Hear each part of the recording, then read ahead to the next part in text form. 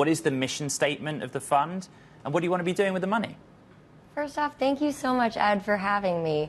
I'm really excited to talk about our new Global Growth Fund and strategy. Headline broadly has been around for almost 3 decades, and this growth fund represents a new step in continuing to back great founders generationally across all countries and be able to support them in all parts of their journey. So I do think in terms of Headline's overall growth strategy, in the past, they've been focused on doubling down on existing winners in their portfolio. Yes. This new growth strategy has brought on a new team, so myself included. We've all come from various different institutions, bringing lots of learnings from all of the great people we've worked with and the great track records and resources and networks that we have. And we're really trying to find the best founders and support them to the ends of the earth using the great backend that Headline's already built. But finding them can also be challenging, right? I think, you know, the firm has experience, but the environment's different. You know, you're seeing Series A's now where the round size is so ginormous. It is sort of reminiscent of a growth stage round even 3 or 4 years ago. How do you play that? I'm glad you mentioned that. So just backing up a little bit to what you said in terms of finding them can be challenging. Headline's got 3 really unique aspects. I would call it, you know, the people, the global multi-local presence, and the proprietary tech and process. So in terms of this proprietary tech and process, the Headline team has really invested in a ton of back-end infrastructure, and they actually walk the walk when it comes to that. I think as VCs, we often invest in, you know, great tech, and do we incorporate it ourselves into our workflows? Well, Headline actually does. We've got a great sourcing tool called Searchlight, which basically our CTO calls advanced signal processing. And we look at all sort of 8 million entities of companies that there are globally.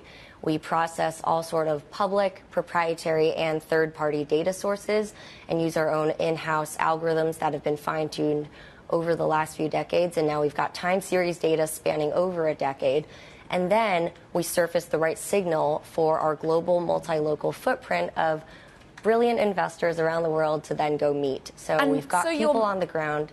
You're meeting often, Nancy, at that point, in companies that aren't just based on the West Coast in the US. You're looking at them in Brazil, you're looking at them in Berlin, you're looking at them worldwide. When you think about these large valuations that Ed was speaking to, where is some of the opportunity that Searchlight, and indeed, I know you've got other users of technology within as well, to be able to then look at ultimately making these companies more efficient?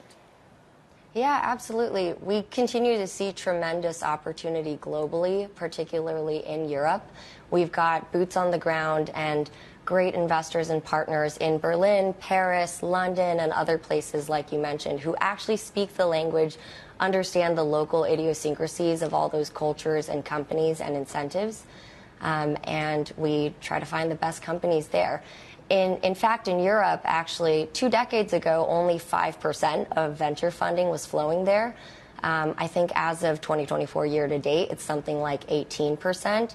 And when you look at the actual economic value creation globally, there's still plenty of opportunity for us to be able to appropriately match the funding sources with the great talent density and opportunity we're seeing there. You've got such an extensive portfolio over at Headline. Some of them perhaps haven't been treated that pleasantly on the public market. I think of the success stories that have become a little bit beaten up, like a Bumble that's been in the public market, Farfetch as well. But then you've been in the new really hot names, Mistral, for example, in France. Are you going to lean into the AI opportunity? Are you going to keep on consumer tech? Where are you thinking some of your investments are going to land?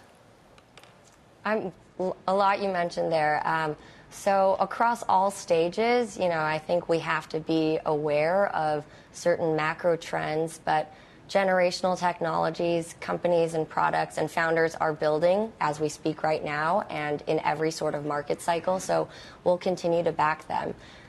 You know, as it relates to AI, of course, it's a huge buzzword, and a lot of companies are thinking about how they can incorporate the new generational technologies appropriately into their workflows and into their products.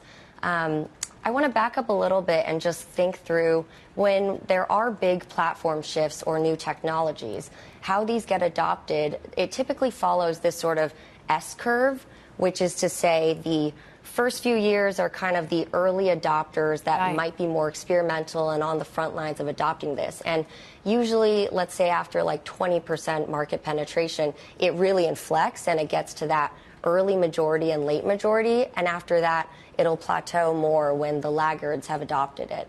So I think there's been a lot of excitement about these new Gen AI technologies and LLMs.